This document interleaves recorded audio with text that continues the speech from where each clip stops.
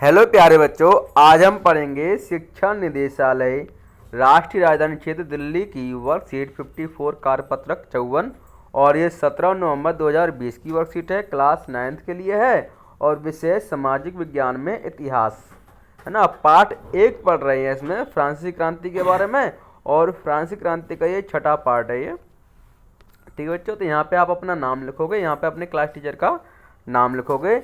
अब तक की वर्कशीट में हमने जाना कि फ्रांसीसी क्रांति के क्या कारण थे और क्या परिणाम निकले, और आज हम पढ़ेंगे कि महिलाओं के लिए फ्रांसीसी क्रांति का क्या अर्थ था, और दास प्रथा व क्रांति के बारे में भी अध्ययन करेंगे, और फ्रांसीसी क्रांति विश्व के लिए क्या विरासत छोड़ गई उसके बारे में भी हम इस वर्कशीट में अध्ययन करेंगे। तो फ्रांसीसी क्रांति का महिलाओं के लिए क्रांति का क्या अर्थ था? तो महिलाओं के लिए क्रांति का अर्थ था, महिलाएं फ्रांसीसी क्रांति की गतिविधियों में सक्रिय रूप से शामिल थी। कैसे शामिल थी? वो सक्रिय रूप से शामिल थी महिलाएं, और फ्रांसीसी क्रांति में बढ़ चढ़कर महिलाओं ने भाग लिया था, और उन्हें उम्मीद थी कि क्रांतिकारी सरकार उनका जीवन सुधारने हेतु ठोस कदम लेगी।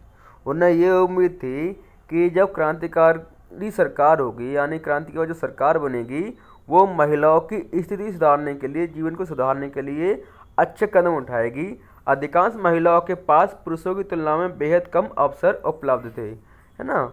महिलाओं को जो राजनीतिक अधिकार प्राप्त नहीं थे, पुरुषों के बराबर अधिकार प्राप्त नहीं थे, है ना। तो उनको ये उम्मीद थी कि अब जो है राजनीतिक अधिकार उनको मिल जाएंगे, और उन्हें भी क्या नाम है उन्नति करने के अवसर प्राप्त होंगे। महिलाओं ने अपने हितों पर चर्चा करने के लिए राजनीतिक क्लब शुरू किए। क्या शुरू किए? राजनीतिक क्लब शुरू किए, और अखबार भी निकाले। यानी कि राजनीतिक क्लब के माध्यम से और अखबार के माध्यम से वो अपनी डिमांड रखने लगी कि हमें भी पुरुषों के समान अवसर उपलब्ध होने चाहिए। उनकी एक प्रमुख मांग थी कि पुरुषों के समान राजनीतिक अधिकार उनको मिले, यानी कि उन्हें वोट डालने का अधिकार प्राप्त हो, सरकार में उनकी भी भागीदारी हो। 1791 के संविधान में उन्हें निष्क्रिय नागरिक का दर्जा दिया गया, यानी कि ऐसे नागरिक जिनका सरकार में कोई योगदान नहीं होता, राजनीति में कोई योगदान नहीं होता, उनको निष्क्रिय नागरिक का दर्जा दिया जाता है। सक्रिय दो होते हैं, एक सक्रिय नागरिक, दूसरा होता है निष्क्रिय नागरिक, एक्टिव और पैसिव। जो एक्टिव नागरिक होते हैं, सक्रिय नागरिक होते हैं, उनको वोट डालने का अधिकार होता है, और सरकार के यानी कि राजनीति में भी वो योगदान देते हैं, अपना भाग लेते हैं राजनीति में भी। परंतु जो निष्क्रिय नागरिक होते हैं, उनको वोट डालने का अधिकार नहीं होता, और वो सरकार में ही भाग नहीं लेते। तो शुरू में क्रांतिकारी सरकार ने सुधार लाने के लिए कुछ कानून लागू किए थे महिलाओं के लिए विशेष तौर पर। जैसे लड़कियों के लिए स्कूली शिक्षा को अनिवार्य बना दिया गया कि भाई अब लड़कियां जो है स्कूल में शिक्षा प्राप्त करेंगी, ये अनिवार्य बना दिया गया कानून। और अब शादी को स्वैच्छिक अनुबंध माना गया, और नागरिक कानूनों के तहत उनका पंजीकरण किया जाने लगा। अब जो है जो भी विवाह होंगे, शादियां होंगी, उनको क्या किया गया? उनका रजिस्ट्रेशन किया जाने लगा। और तलाक को कानूनी रूप दे दिया गया। तलाक को क्या दिया गया? कानूनी रूप दे दिया गया। और मर्द औरत यानी कि जो ये पुरुष और महिला होते हैं, दोनों को ही इसकी अर्जी देने का अधिकार दिया गया। पहले सिर्फ पुरुषों को ये अधिकार था कि वो महिलाओं से तलाक ले सकते थे, महिलाओं को ये अधिकार नहीं था। परंतु अब क्या किया गया कि महिला और पुरुष दोनों ही अब तलाक ले सकते हैं, तलाक के लिए अर्जी दे सकते हैं। चौथा क्या किया कि अब महिलाएं व्यावसायिक प्रशिक्षण ले सकती थी, कलाकार बन सकती थी और व्यवसाय चला सकती थी, यानी कि अब कोई भी वो काम धंधा अपना कर सकती थी महिलाएं। पहले उनको काम करने का अधिकार नहीं था, व्यवसाय चुनने का अधिकार नहीं था। लेकिन राजनीतिक अधिकारों के लिए महिलाओं का संघर्ष जारी रहा, परंतु अब भी उनको राजनीतिक अधिकार नहीं मिले, यानी कि वोट डालने का अधिकार उनको नहीं मिला, और इसके लिए उन्होंने संघर्ष जारी रखा।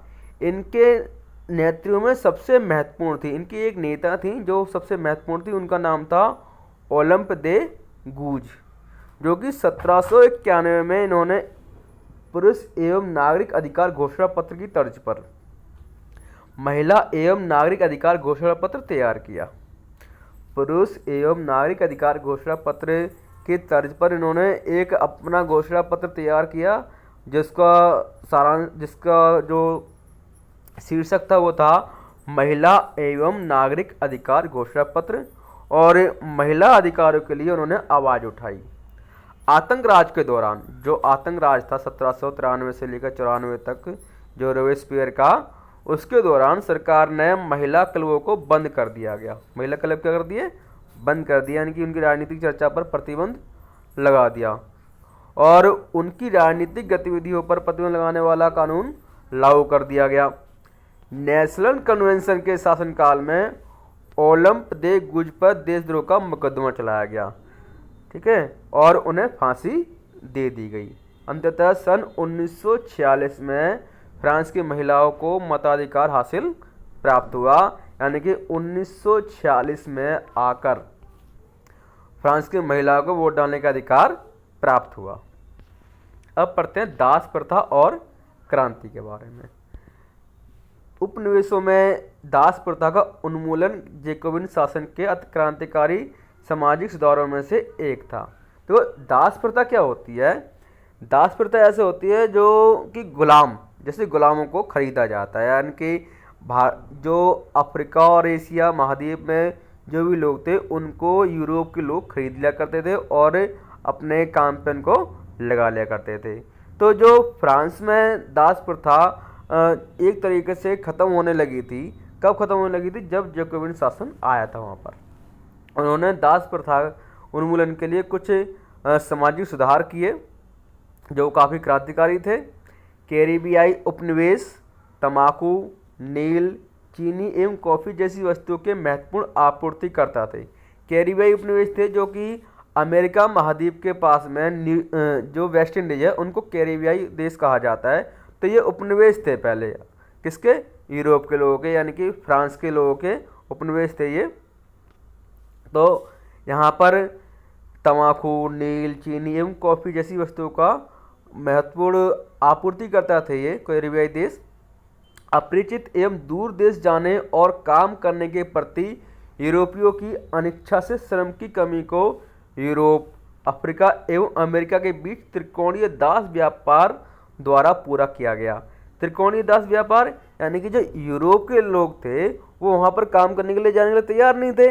तब क्या किया कि अफ्रीका से दासों को लाया गया, खरीद कर यूरोप में भेजा गया और यूरोप से कहाँ पे गए?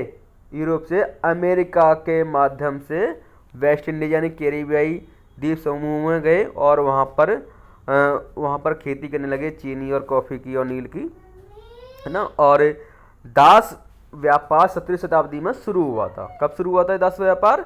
ये 17वीं शताब्दी में शुरू हुआ था, यानी कि लोगों को खरीदा जाता था। फ्रांसीसी सौदागर अफ्रीका से स्थानीय सरदारों से दास खरीदते थे।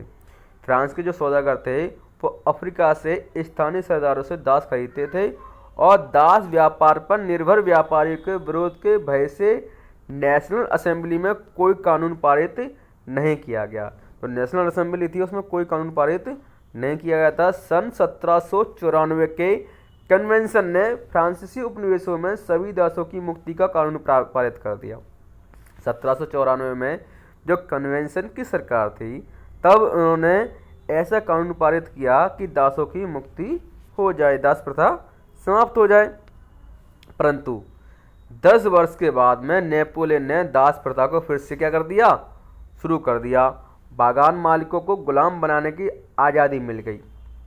अब जब नेपोलियन आया तो बागान के जो मालिक थे उनको गुलाम बनाने की आज़ादी मिल गई। फिर से वो गुलाम रखने लगे बागान के लिए अपने चीनी एवं कॉफ़ी और नील के खेती के लिए, है ना। फ्रांसीसी उपनिवेशों से अंतिम रूप से दास प्रथा का उन्मूलन 1848 में किया गया था। फ्रांस के जो उपनिवेश थे वहाँ से अंतिम रूप से जो दास प्रथा का समाप्त हुई थी वो हुई थी 1848 में। दास प्रथा एकदम समाप्त हो गई फ्रांस से।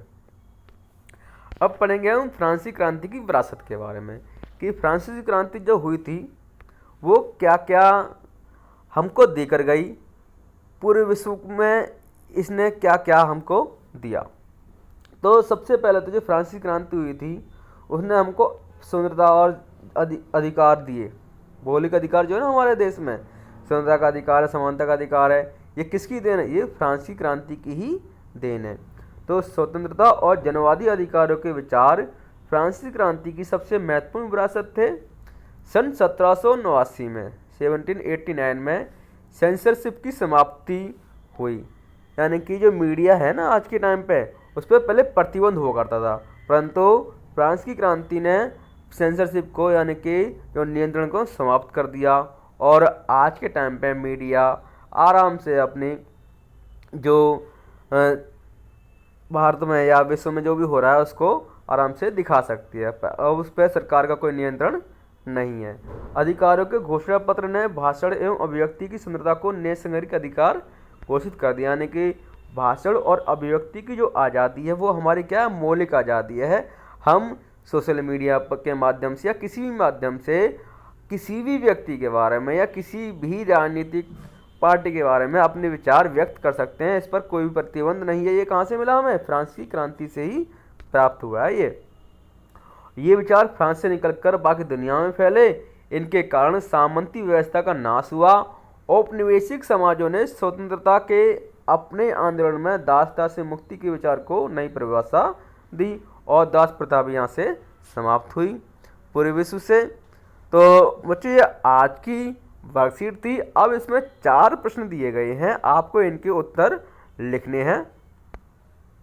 तो बच्चों इस वर्कशीट के जो प्रश्न हैं उनके उत्तर मैं यहाँ पर लिख रहा हूँ, आप अपने अकॉर्डिंग भी इनके आंसर लिख सकते हैं।